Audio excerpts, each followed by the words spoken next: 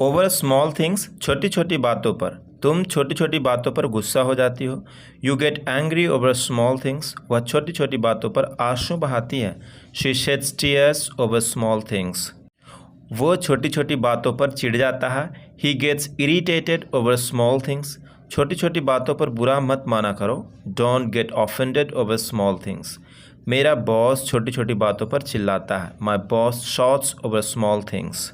Sooner or later, sooner or letter का मतलब होता है कभी ना कभी, कभी ना कभी तो तुम्हें मेरी ज़रूरत पड़ेगी। Sooner or later you will need me, कभी ना कभी तो तुम शादी करोगे।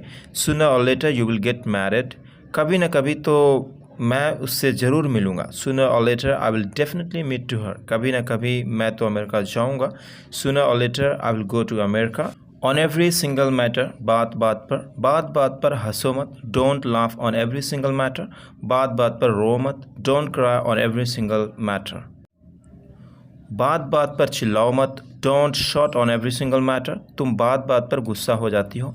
You get angry on every single matter, तुम्हें बात पर रोना नहीं चाहिए। You shouldn't cry on every single matter. Going to be का मतलब होता है कोई काम होने जा रहा है या फिर कोई काम होने वाला है, उस जगह पे आप गोइंग टू बी का यूज़ करेंगे।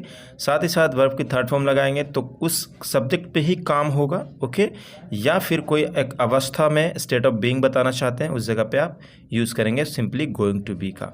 जैसे मैं दुल्हन बनने जा रही हूँ, I am going to be a bride. दुकान को होटल में तब्दील किया जा रहा है। The shop is going to be converted into a hotel. Want to be कोई चाहता है कुछ किया जाए, जैसे वह चाहता है कि उसे खेलने दिया जाए। He wants to be allowed to play, या फिर सिंपली कह सकते हैं he wants to be played, ये भी सही है। ओके, हम अपमानित नहीं होना चाहते। We do not want to be insulted, we do not want to be insulted. Need to करने की ज़रूरत है, सिंपली अगर सिंपल बोलते हैं आपको स्नान करने की आवश्यकता, you need to take a bath. इन बच्चों को पढ़ाई करने की ज़रूरत है, the children need to study. इसी के पैसिव वर्जन में देखते हैं, नीड टू बी किए जाने की ज़रूरत है, subject need to be, verb की थर्ड फॉर्म ऑब्जेक्ट। इस कमरे को साफ़ करने की ज़रूरत है, this room needs to be cleaned. इन बच्चों को पढ़ाए जाने की ज़रूरत है, the children need to be taught. Is am are, उसके बाद टू बी, काम किए जाने को है, जैसे subject is am are, to be, उसके बाद वर्ब की थर्ड फॉर्म। समझो कि उस सब्जेक्ट पे ही कुछ ना कुछ काम होगा, उस जगह पे इस सेंस में आप यूज़ करेंगे। जैसे क्रिकेट खेले जाने को है, cricket is to be played. एक पत्र लिखे जाने वाला है, a letter is to be written.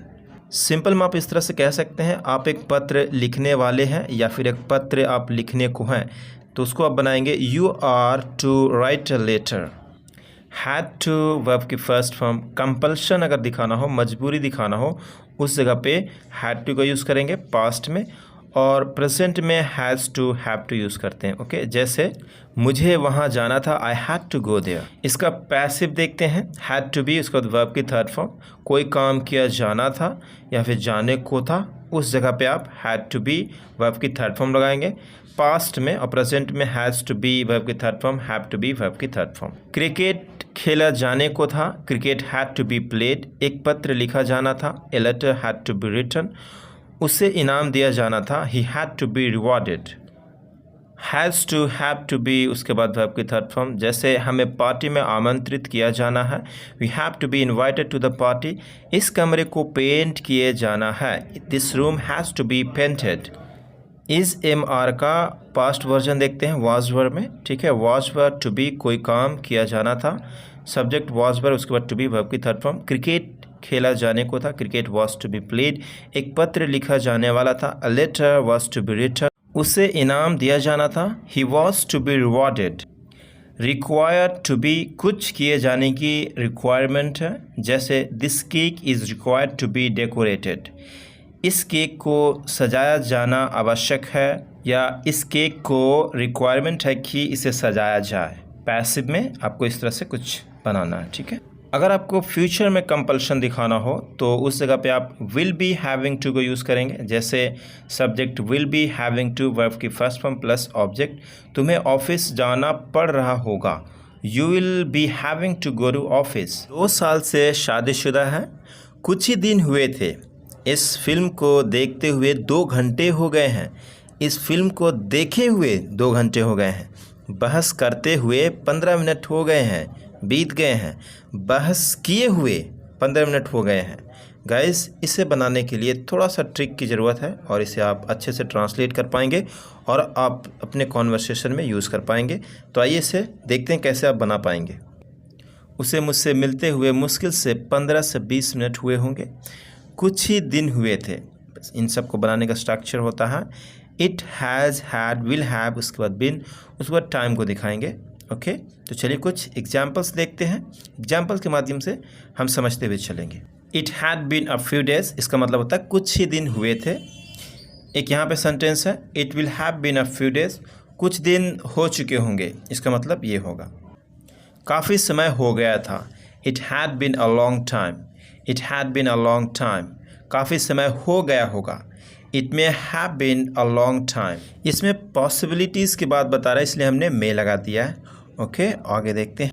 Future में काफ़ी समय हो गया होगा, इसे कब बोलेंगे? जैसे तुम वहाँ पहुँचेंगे तब तक काफ़ी समय हो चुका होगा, तो उस जगह पे कहेंगे it will have been a long time when you reach there, ऐसे यूज़ होता है।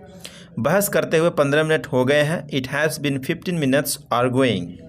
यहाँ पर 2 सेंस है, समझने की कोशिश करिए।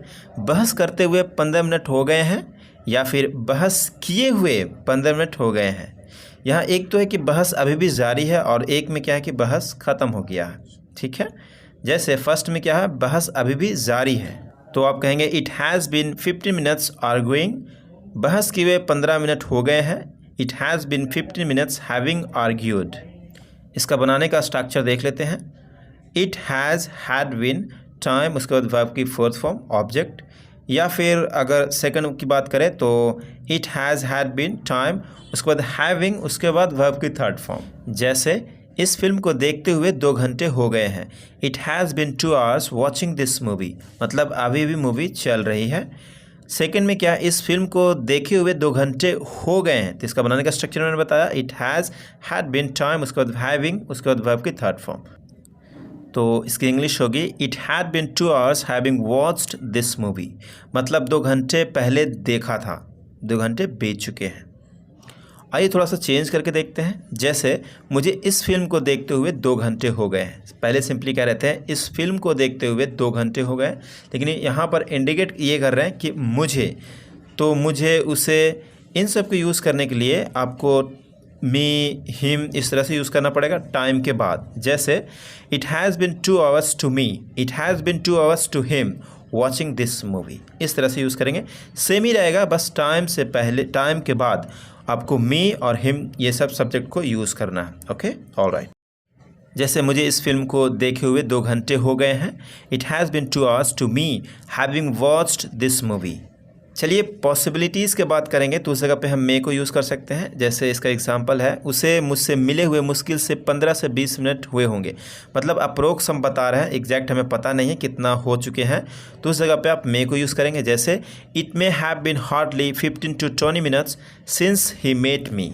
इसका एक और सेंस निकलता है, इस तरह से कह सकते हैं, जब से उसने मुझसे मिला शायद 15 से 20 मिनट हो चुका होगा। या फिर आप कह सकते हैं it may have been hardly 15 to 20 minutes to him having met me.